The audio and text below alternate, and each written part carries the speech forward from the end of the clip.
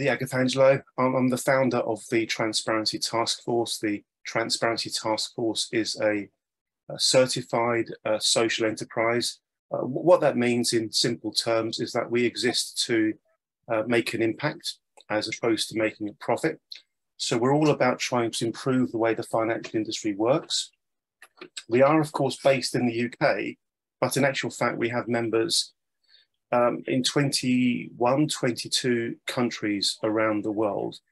And that's happened, that rather remarkable growth in our membership has happened because the issues around misbehavior in the financial sector really are very international.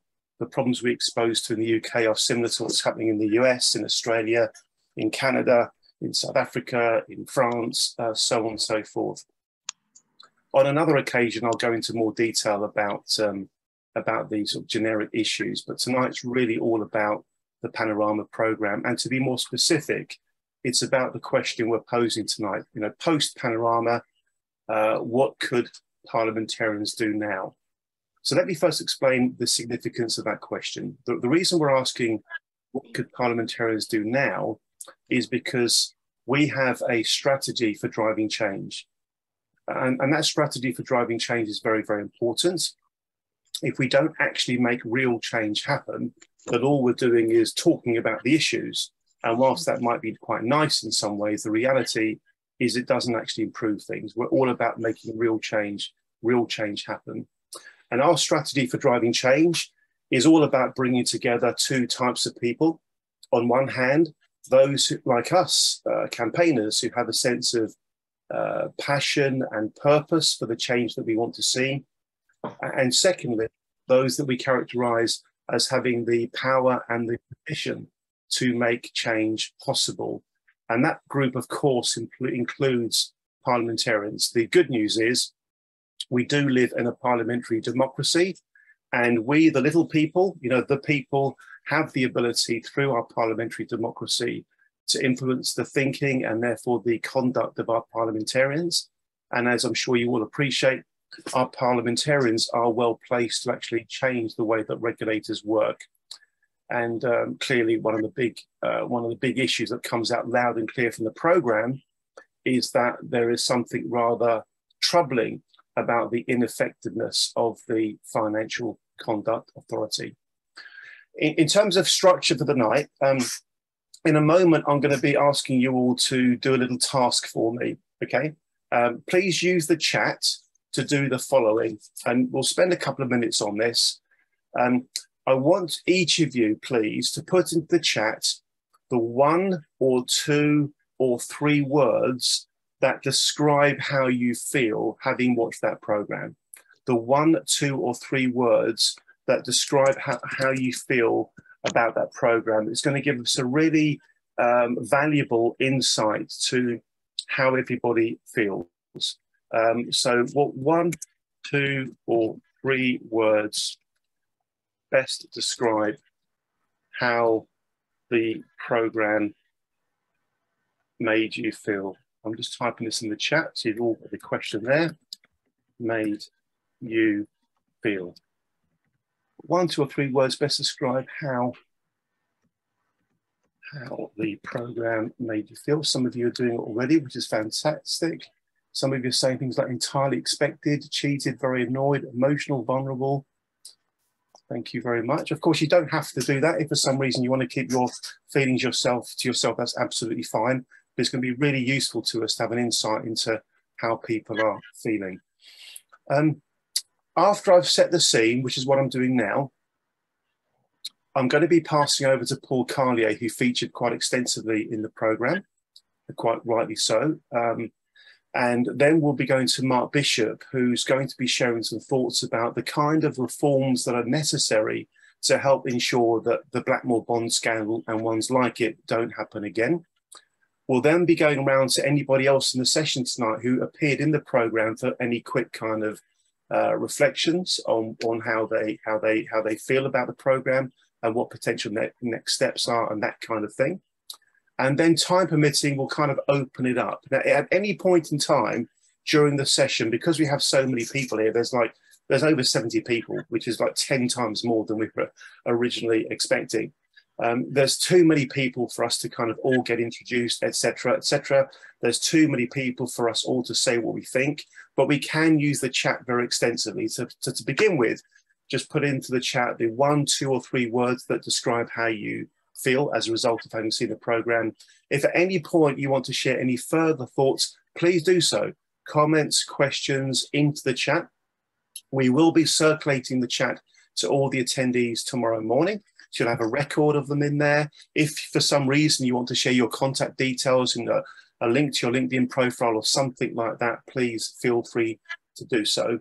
And of course, we are recording the session. There are many people who wanted to come tonight who couldn't make this particular time, so they will be able to watch it when we produce the video from the event itself. So I hope that sets the scene really nicely. We're next going to be hearing from Mr. Paul Carlier and then Mark Bishop. But before we do that, can I please invite everybody, and I do mean everybody, to show their appreciation for everybody that had the courage, and I do mean that literally, the courage to open up their lives to complete strangers on, you know, national, international TV. I'm talking, of course, like Jane and Paul Stevens. I'm talking, of course, like Paul Carlier, John Robbins, Linda Lloyd, and the others who appeared in the programme. So can we please take a moment just to show our appreciation for what they did? That won't have been easy. You know, that really won't have been easy. They took a risk doing that, exposing their inner, you know, their inner thoughts and their inner feelings. And it's because of the courage. It's because of the human dimension to all of this that there's a chance we can really, really make an impact. So we salute you all, particularly Paul and Jane, who well, it's just astonishing what they've been through. That's enough from me at the moment. I've had a few cups of coffee. Those who know me well know I don't drink coffee. It's been a long day for me, so I've had a few cups of coffee. I think I might have overdone it a bit, so I could get a little bit punchy later. But put that to the side. Mr. Paul Carlier, please share with us your reflections on the programme. Was there anything specifically mentioned that you think is particularly significant? Was there anything the programme missed out on? Just share with us, Paul, please, the thoughts that are going through your head.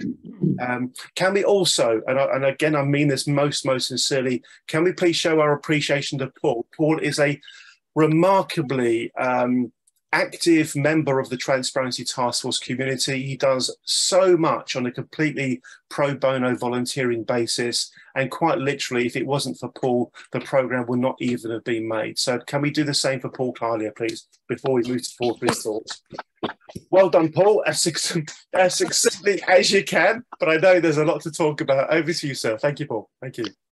Okay, well, thanks everyone. And it is late, so I'll try and keep this succinct and on point. And obviously, I'm conscious of the fact that there's other meetings scheduled for tomorrow as well. I think one thing I'm incredibly pleased about is that the programme really did focus on the key issues, and it was a very well put together end product for what's been 9 months of work. That said, a great end product. You know, we have to acknowledge that it also, to be that way, had to be incredibly upsetting as well. And I'd like to echo Andy's thoughts and thanks to Paul and Jane. I mean, to actually open up like that takes a hell of a lot. And one thing that I've found over the last 18 months after the presentation I did last year, and reaching out to everybody to tell, you know, just share with me what you've got and we'll try and piece together the bigger picture even further, was the sense of embarrassment that people felt having been, you know, been taken in by this. And, you know, and it's so hard to come forward and speak up, but there's nothing to be embarrassed about. Let's be clear here. This thing was a tailored, very well put together scam. You know, it was centered around property. Everyone knows property goes up. You know, it boasted of protection and guarantees and everything else. And even people that did due diligence and contacted Lloyd's of London, you know, to establish the fact that this was a credible or legitimate scheme, you know, found all the answers that they were looking for. And that was by design. I mean, this was quite simply a scheme that was designed to dupe everybody and anyone. So there's no shame to be had. But I do also think that these scammers do rely, they know that people will be reluctant to come forward, and, you know, for that very reason. So, but essentially, I'm incredibly pleased with what the program delivered. I think it speaks volumes, and let's be clear, it had to leave a lot out, because even though it was an hour long, there was so much to get in, and there are a number of issues that they couldn't get in. But the fact is, it's shone a massive spotlight on things, and we just now need to keep that spotlight on. And Mark's going to just mention a little later just some of the things we've got planned in order to do that and to really ramp up the pressure here. I want to address a couple of things. The FCA were given the right to reply, and from what I can gather, it's just largely regurgitation of the same waffle that we've had for some time. But disturbingly, again, it made a few representations that are incredibly disturbing and borderline dishonest. For example, the FCA claim that they reported Blackmore Bond to City of London Police in 2017. Really? Not according to City of London Police. I did a Freedom of Information request to City of London Police in 2021, asking how many reports they'd had, and they wrote back, and I've got the document that I'll be sharing with journalists tomorrow as well. They confirmed that they received 70 reports about Blackmore Bond between 2016 and 2021, and also confirmed that not one of them came from the FCA. So, you know, that begs the question of, you know, again, was that just a soundbite? And have they literally lied so frequently on this, they're now forgetting what they've actually lied about? And it's the FCA also said that they confirmed that after saying that they reported this to City of London Police in 2017, they shut down the marketing company's website, implying that they did it in 2017 as well. Well, that didn't take place till 2019, 2 years after the fact. And the horse hadn't so much bolted. The horse was out the stable, across the channel on a ferry, halfway across bloody Europe. It was a complete and utter, you know, and it's incredibly disturbing that they would seek to claim they acted when they acted so late in the day. And by then all the damage had been done. The other thing that concerns me the most is that they still persist with this. Everything about Blackmore Bond was beyond its perimeter authority and powers, and it is absolutely false. As I mentioned in the film, it is a breach of FSMA, a breach of FCA COBS to market and sell unregulated investment products to non-sophisticated customers. Right now, that law that applies more so to non-regulated firms and parties than it does to regulated firms and parties, because the whole purpose of that legislation is to prevent cowboys from doing this. So that forces people to get regulated. Therefore, the firms that are not regulated are then subject more so to that act and the breaches of it. So this applies more to them than it does to anybody else. So, and my reports initially focused on that they were targeting, and they were pensioners, they were manipulating the sophistication, and they were making clear and obvious false representations. So that puts it squarely within the FCA's perimeter. And for, I think Dame Gloucester herself, when she made this point in the LCNF findings, that was that they were manipulating customer sophistication, and the FCA acknowledged that did put that squarely in the FCA's perimeter, with or without the LCNF halo marketing. But the FCA's defence was that it was very difficult to identify when this was happening, and even harder to investigate. Nonsense. I gave them this on a plate. I told them where we were. They were operating next door. We can see and hear everything. Come on down, have a look. You're never going to get better real-time intelligence. And they did nothing. And one thing I've said before is this boiler room was set up next to a team of a dozen of probably the most experienced financial markets professionals there are, all working together on a massive case for a US law firm. It should have been their worst nightmare. And we reported it. So, and yet we may as well have been a needlecraft group working next door. And I mean, no disrespect to needlecraft groups when I say that, for all the good it did. Absolutely astonishing. But the FCA in the programme said, investors ticked a box to say that they were aware of all the risks. Again, astonishing. The FCA brought in rules in 2016 where they basically made it prohibited to allow people to self-certify sophistication. In other words, there was an obligation imposed upon firms that were selling they had to do extra due diligence, request more information, so to prove that that person was sophisticated and therefore eligible for them to market this stuff too. The FCA claiming that ticking the box justifies or makes it beyond their perimeter is nonsense, because the FCA outlawed box ticking effectively in 2016. It's a complete and utter nonsense. And they did have the powers to act. As a result of those rule changes, the FCA had the power to go into any body that was offering unregulated investment products and demand to see all of the information and evidence that the firm had obtained to prove sophistication of each and every customer. Had they done that, then it would have been shut down in March 2017. They had the powers to do it, and they failed to do so. So, everything about the FCA's response to this is questionable at best. Probably the most telling response is Andrew Bailey. I'm going to read you this is a quote from Andrew Bailey in an op-ed piece that he wrote for The Guardian in September 2016. And he says, as Chief Executive of the FCA, I'm responsible for the organisation that regulates the conduct of over 56,000 financial firms. I'm rightly held to account by Parliament and ultimately by the public we serve.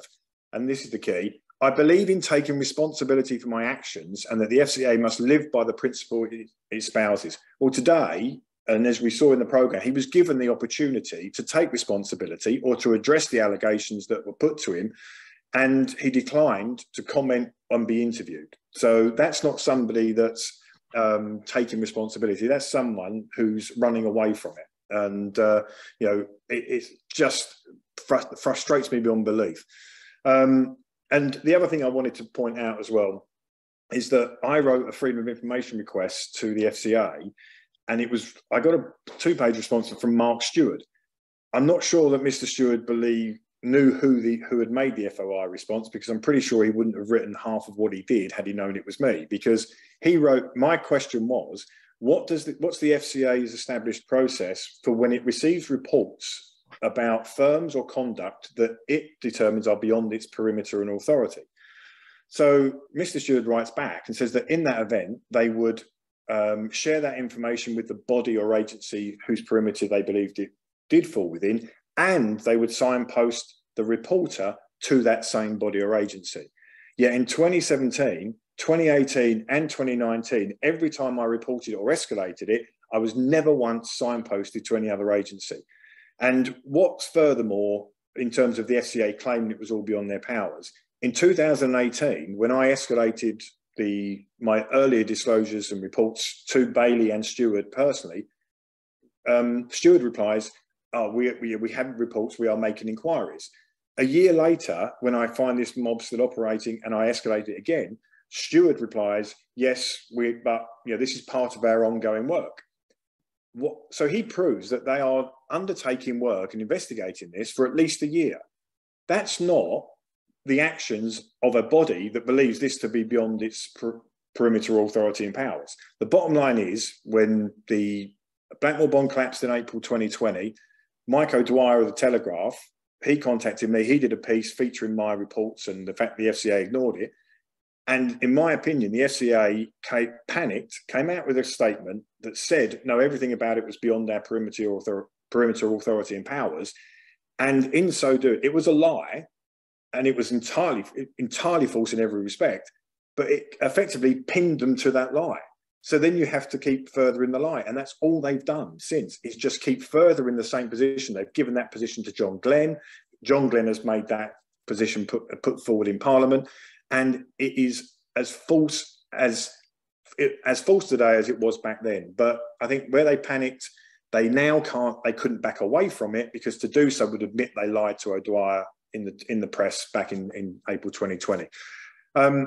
As mentioned, there's a whole raft of issues that didn't make it into the programme. we've already, I think it was established during the filming that there was 30% of the money that was invested was paid out in fees to either McCreesh and Nunn or their various partner companies and or Surge and other introducers.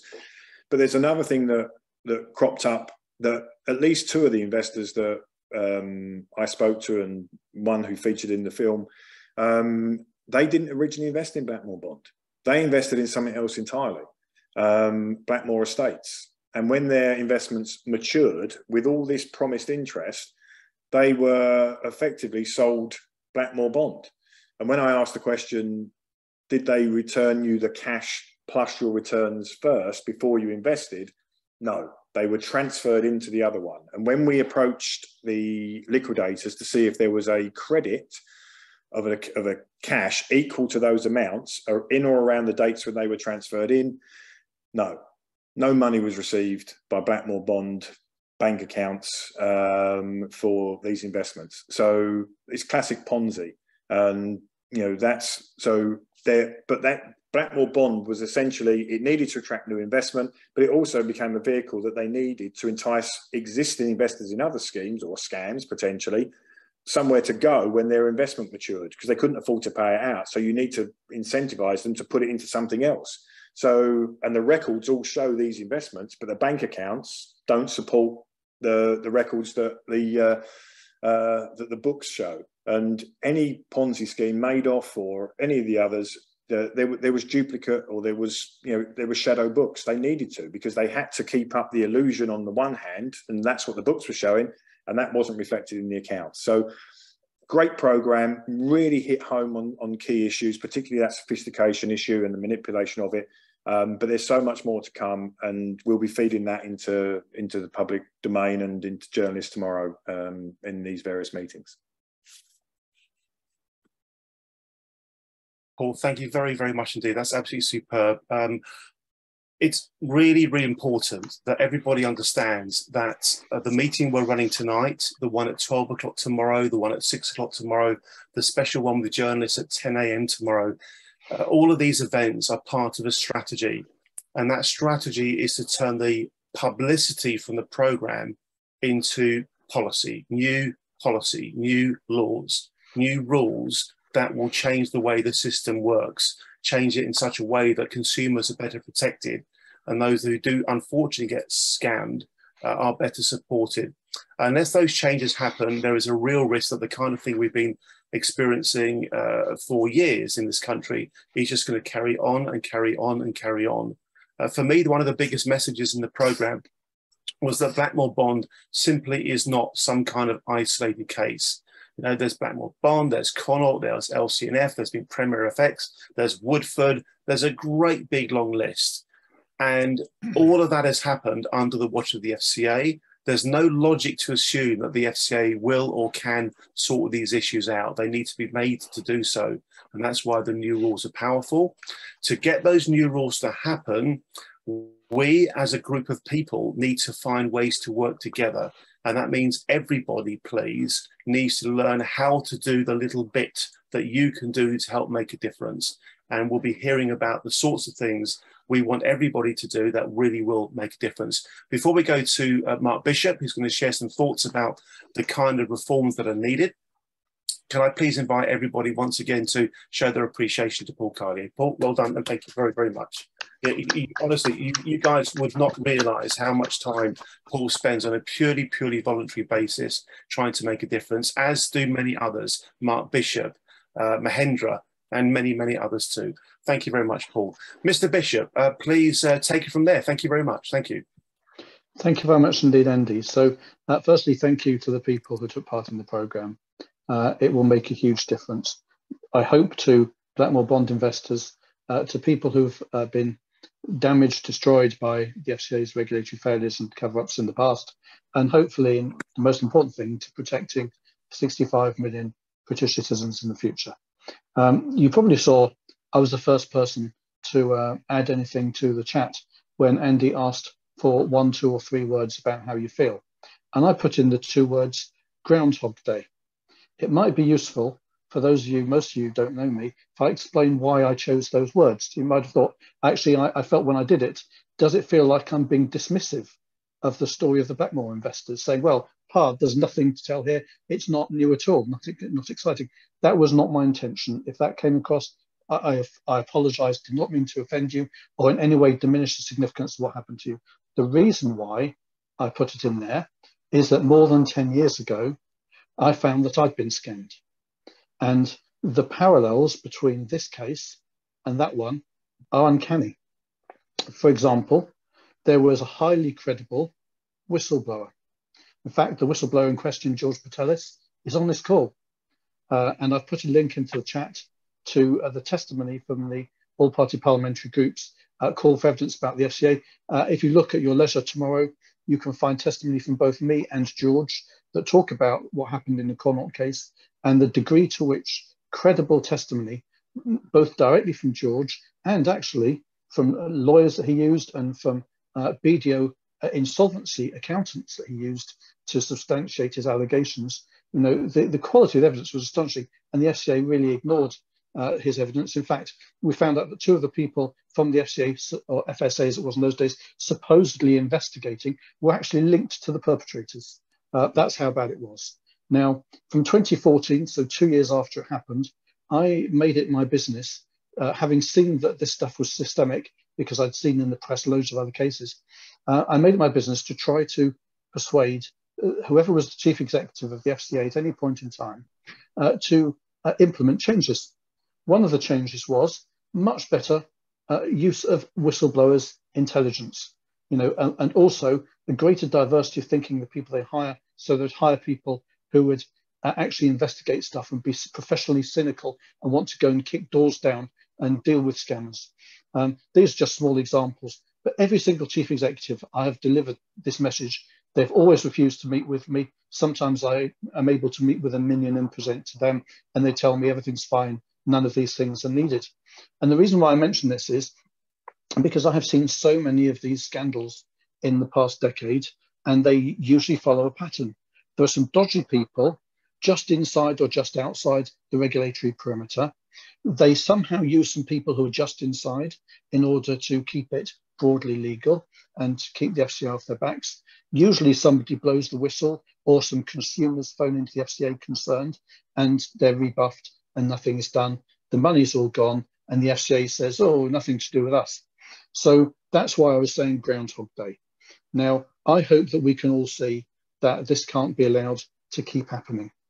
And therefore, it behoves all of us to try and fix it.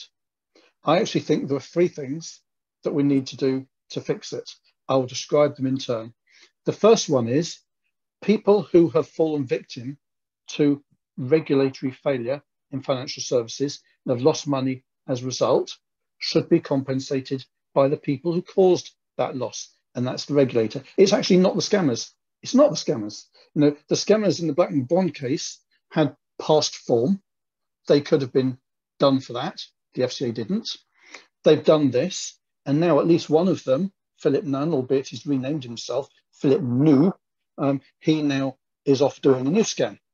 And those people will lose their life savings because the FCA didn't act because of Blackmore bond or what came before it. So the first thing we've got to do is to create a scenario in which the FCA compensates people. There are two ways it can be done.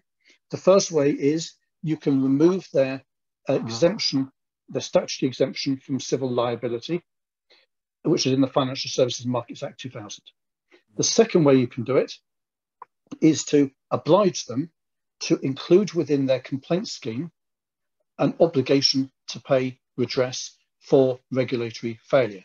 So that would mean that people like us would have two routes to get redress. One is via the Complaints Commissioner, and the other one is via the courts. Always better to have two options. So the second thing that we need to do, I think, is fix the governance of the FCA and related entities. So at the moment, there are three kind of panels, if you like, that are supposed to make representations to the FCA about what the industry wants. And there's one about consumers. The one about consumers, they're all appointed by the FCA. So these are not people that criticise the FCA. That's it. They're going to add three more, none of them are consumer ones. So they are hearing the industry, they're not hearing consumers. So what you do is you create an oversight body. This is something that's been done successfully in Australia that represents only consumers' interests. And it has a job of scrutinizing the regulator and asking, is it acting in consumers' interest? It would also be jointly responsible for appointing the chair and the chief executive of the FCA. It would appoint 2 of its non-executive directors. It would also appoint the directors of the Financial Ombudsman Service and the Complaints Commissioner. It would have the power to commission and undertake independent reviews of the FCA if there was a regulatory failure case. So basically, all of the things that the FCA has stitched up for itself at the moment would now come to this consumer body. The third thing that I would like to see happen is for authorised firms in the financial service industry to owe a duty of care to consumers. Those who are lawyers on this call, and I think there may be 1 or 2, will tell you that the term duty of care has a very specific legal meaning. It means that one party has an obligation to avoid causing reasonably foreseeable harm to another one, which, if breached, results in the harmed party having the right to sue for damages from the harm-causing party. You don't have to be a customer for this to be the case. So one of the things that happens very often in these scam investment frauds is that the scammers, who are unauthorized, go to an authorized firm and say, please approve our financial promotions. And that then happens, money changes hands. When the thing turns out to be a scam, the firm that is authorized, that approved the promotion, will say, I'm terribly sorry, these nasty people operated the scheme in a way we could never have anticipated. We signed it off in good faith. We are not responsible. And these people here, they can't sue us, these investors, because we are not in a contractual relationship with them. We were paid some money by this unauthorized firm to approve a promotion. So that would be an example where in a duty of care, you'll be able to pierce that kind of Chinese wall and say these people have got to compensate us. There are many other situations in financial services where it's valuable to have a duty of care. Incidentally, last year, Parliament passed the Financial Services Act 2021, which contained an obligation on the FCA to consult about introducing a duty of care, then to bring forward rules about it. The FCA chose not to do it. It actually breached the legal obligation. It consulted about a thing called the consumer duty, which isn't a duty of care, and it has just brought forward rules about that. So it didn't want consumers to have this valuable right. And the other thing I should say is that it wouldn't even give a right to litigate, so consumers could get compensation if the consumer duty is breached. They've got to be dependent on the FCA issuing an enforcement restitution order, which almost never happens. So those are 3 amendments. Now, if I'd been asked, how would you do this 6 months ago when they started filming the documentary, I would have been honest with you and say, search me. I haven't got a clue how you would get that onto the statute book. It'll be a challenge. But actually, whether you love Brexit or hate it, Brexit has provided us with the opportunity, because the government has to onshore or reshore responsibility for financial regulations. So the thing that sits above the FCA when it was in the EU, we were in the EU, was a kind of pan-EU regulations they had to be in compliance with. Now that's gone away. So all of this is coming back to Parliament. In order to make that happen, they've created a new bill called the Financial Services and Markets Bill. Now, you remember I mentioned the previous Financial Services and Markets Act, which passed into law in the year 2000. So this one will pass into law in the year 2023. So 23 years later, almost a whole generation later. So this is generational level change in how financial services regulation happens. Literally, you know, I might be in my grave by the time they come up with the next Financial Services and Markets Bill. That's how rare they are. So it is a huge and amazing opportunity which we must seize, because when a new bill goes through Parliament, government takes a risk. The risk it takes is that both MPs and Lords, some of them particularly in the peers in the House of Lords, may not be attached to any one party, they're crossbenchers. Those people try to amend the Act of Parliament, and they can delay that Act of Parliament going through the process significantly if they want to. And therefore government will often concede points that it didn't really want to have go in. So what we want to do is to use this TV programme to say the following. Here is a bunch of people who lost £46 million of their hard-earned money because of regulatory failure. They are the tiniest drop in the ocean because there are so many other people who've lost much more. That's why it's called the £1 billion savings scandal. Actually, it's £1 billion a year. That's the level it's at. So we say, here are all of these people, hardworking, grafting people who, save for their retirement, who run small businesses. They are being shafted by this financial regulator that is captured by the city. It's got to change. You're putting through an act of parliament anyway. We are proposing 3 very minor amendments to that. Well, they sound minor. Of course, their impact will be significant. Government knows that, but we can say it will not take much parliamentary time. It will not involve any government expenditure, but the outcome will be to transform the balance of power. I'm sure you can see, from the Blackmore bond investors' perspective, the single biggest thing is it creates 2 very viable paths by which you guys can get your money back. And in so doing, you'll be creating that same path for the rest of us. And actually, it's a virtuous circle, because the reason why you stand a chance of getting what you want, Blackmore bond investors, is because there's loads of others who are in the same position. So we are both helping you and being helped by you. Now, these are the 3 things that we are going to be talking to journalists about tomorrow, and then we're going to be talking to MPs and peers about. We would love it if you would be on side with this. We have created 3 template letters, which we would like everybody on this call and everybody involved in Transparency Task Force and all investors in Blackmore Bond to send to their MPs. There are 3 versions of this letter for the following reason. One of them is for Blackmore bond investors.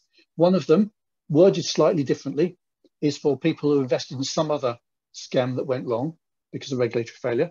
And the third is people who didn't do that, but they are concerned about the standard financial regulation and consumer protection in the UK. So you can see why we need 3 different versions of the letter. Each of those letters has some blanks in it. It's a Word document, so you can easily edit the thing. You can put the date in, your name, your MP's name.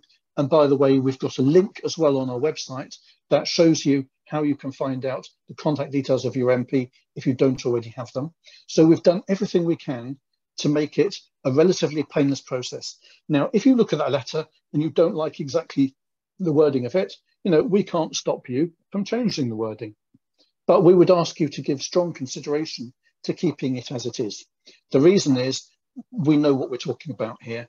Honestly, we've spent a lot of time, Andy and me and Paul and the rest of us, we've spent a lot of time looking at why financial regulation doesn't work. We know all of the loopholes that both the scammers and the regulators use to evade justice. So please consider signing that letter, completing it, sending it to your MP.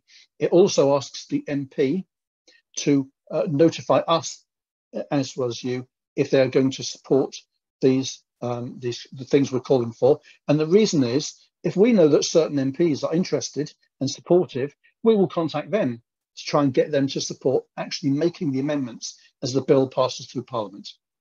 So I hope that I've kind of given you a fair summary of what we're trying to do. I will just very briefly talk about what we're not trying to do. So some of the people on the programme, acting in absolute good faith, who at the time, were not to know about the Financial Services Markets Bill, we didn't know about it at the time.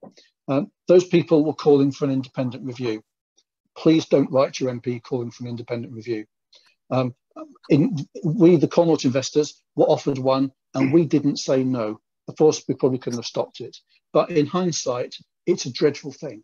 Firstly, the FCA will say, we cannot do this review until we've finished our investigations.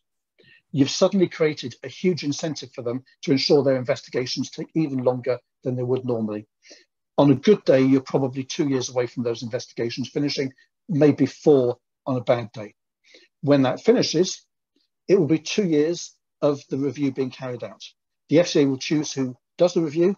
They will set the terms of reference, the protocols. They will be the conduit through which that person requests interviews with current and former staff or requests documents. That person will have no right to go onto the premises and obtain evidence themselves, so they have no way of knowing whether it's complete. A lot of it is on trust. The FCA will give itself what's known as max realisation rights, the right to see the document and challenge anything it doesn't like. So what you get will be a highly sanitised, and very watered down version of the truth. And then the FCA will say to you in 5, 6 or 7 years time, well, it was a lessons learned review. And these things happened a decade ago. We've moved on since then. By then, the spotlight will have moved off you. You will be a distant history legacy case. There'll be other cases in the news instead. You've got zero chance of getting compensation or any other form of justice if you go down that route. So please stick with, the messaging that we have created. Unless you disagree strongly with it, just ignore it. Whatever you do, please don't call for an independent review. It's a bad thing. It enables the FCA to kick it into the long grass. I apologise I've gone on for a while. I hope I've covered all the main issues. If anybody has questions or comments, let me know or put it in the chat. Fantastic, Mark. Thank you ever so much. Thank you very, very much. Let's show our appreciation to Mark, who, like Paul and many others, spends a considerable amount of time, I'm talking, several hours a day, on a purely pro bono basis, trying to do things to help make a difference for everybody. I'm going to share my screen and show you the web page that we are going to be sending you a link to tomorrow morning. We're not sending you a link to it tonight for a very good reason. There are a couple of minor edits that we want to make, but this is the web page that we will be emailing you a link to tomorrow. As you can see, the web page is called Letters to MPs About Blackmore Bond. If you are looking for a web page where you download the letter to your MP, etc., etc., etc., then you're in the right place. Please follow these instructions. There are 3 very, very simple steps. First of all, click the link we provide for you to make sure you know who your MP is and where to get their email address. So that's fine. You probably already know that, but if you don't, you follow step number 1. You then go to step number 2, which is to download one of the 3 email templates, and then obviously fill it in and send it off. The email templates are here for you. As Mark said just now, there's one for Blackmore Bond victims, there's one for other victims of other investment scams, and there's one for other people, concerned citizens, as it were. It's all there for you. All the hard work has been done, and we really do want everybody to do that. The reason is this: it's going to come down to maths. It's all going to come down to maths, because we operate in a parliamentary democracy.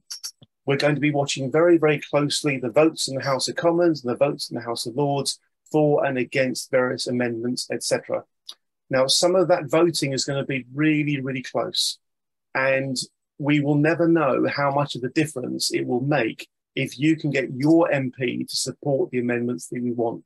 That one difference might make all the difference between an amendment passing or not.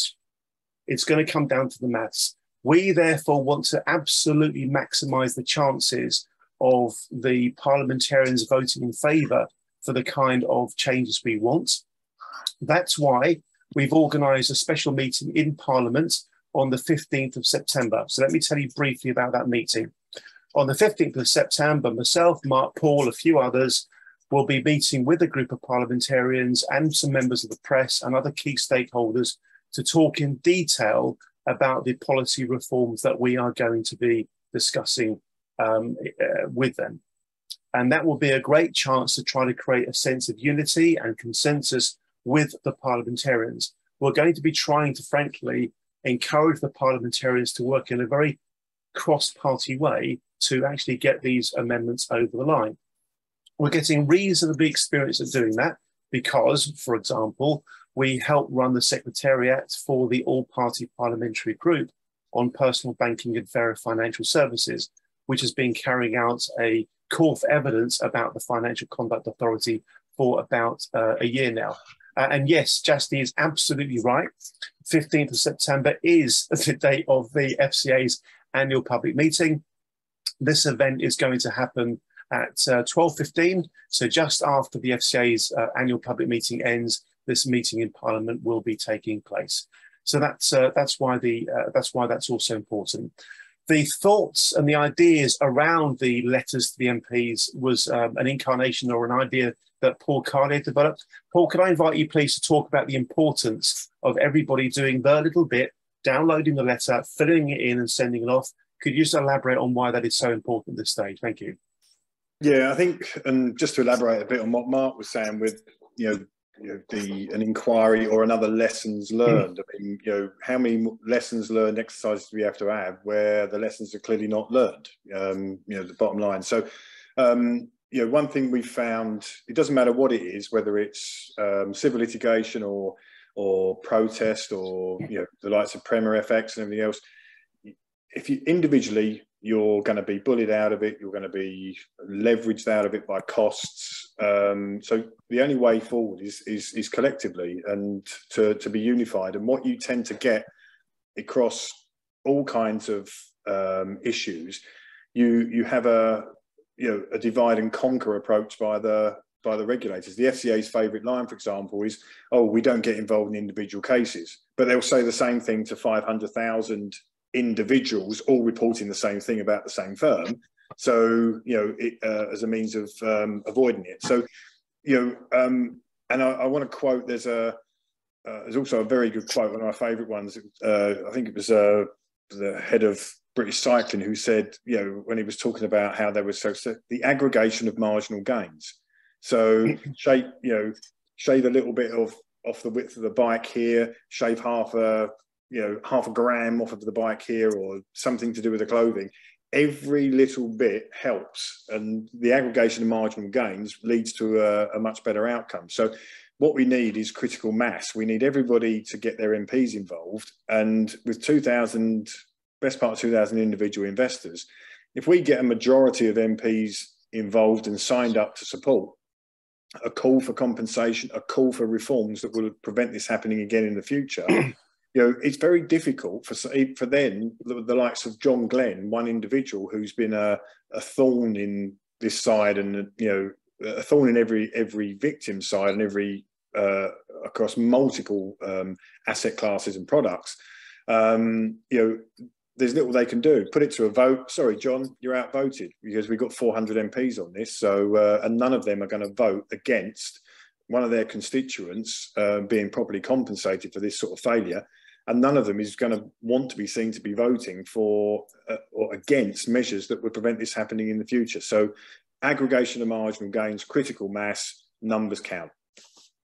Well, thank you very much indeed. Excellent. It really is going to come down to the maths. So let's get the maths working on side. We're getting every single parliamentarian to be on side. It really is that simple. And remember, folks, there are ways to go to websites to find out how your MP voted. So they won't be able to make out they voted X if they voted Y. I'm going to invite Paul and Jane Stevens if they'd like to. I know they would have had a long day, and they would have had a pretty challenging day in some ways as well. But Paul and Jane, if you'd like to, please share any thoughts that you would like to with the group, please, and then we'll start bringing things to a close. Thanks, Paul. And Jane. Yeah, hi. It's been a very emotional day, you're quite right. We were surprised we got a message saying it's an iPlayer this morning, so we're quite fortunate to get to see it first. But we're hopeful. It's given us a glimmer of hope. The edit was fantastic. We were worrying for nothing, really, weren't we? Yeah. But yeah, it was embarrassing to watch myself up there, but a great team. There's nothing more to say, really. I appreciate what you're doing, and for Mark, it's brilliant. Well done. Very, very, very well done to you. Okay, folks, we're going to be bringing the session to a close very, very shortly. So look out for the notes that we're going to be circulating tomorrow, in particular the letters. We really do believe that it is wise to try to be as united as we can be around what the next steps are. The key question is, what could parliamentarians do now? And we've already set out the three main suggestions that actually determine the way things should work. The good news is we are forming some very effective relationships with key parliamentarians. You saw some of them on the programme. There was the meeting towards the end of the towards the end of the programme, where we had Kevin Hoddinrake MP, who, as well as being a member of the APPG that we're the secretariat for, is also a member of the Treasury Select Committee. We also had Alison Thulis there. She's also a member of the Treasury Select Committee. We had Ruth Jones MP, Yvonne Favage MP, Baroness Kramer, Baroness Bennett, plus Paul and Jane and Mahendra and myself and Paul Carlier, etc. So there are some politicians who are definitely on board with the thinking that we're putting out there, and it's down to us now to just motivate all of them to do what needs to be done. Remember, Tomorrow at 12, come back if you want more, please do. Tomorrow at 6, come back if you want more, please do. We've got the very, very special session at 10 a.m. tomorrow morning, and then we'll hopefully get the ball over the line. I think it's probably appropriate there that we bring things to a close. If there is anything else that we need to cover off, let's try and do that tomorrow at 12 o'clock. All right, we'll wrap it up there, folks. Have a good rest of your evening. Have a decent night's sleep. See you at 12 o'clock tomorrow if you want to come back for more. And let's carry on working together. Thank you very, very much.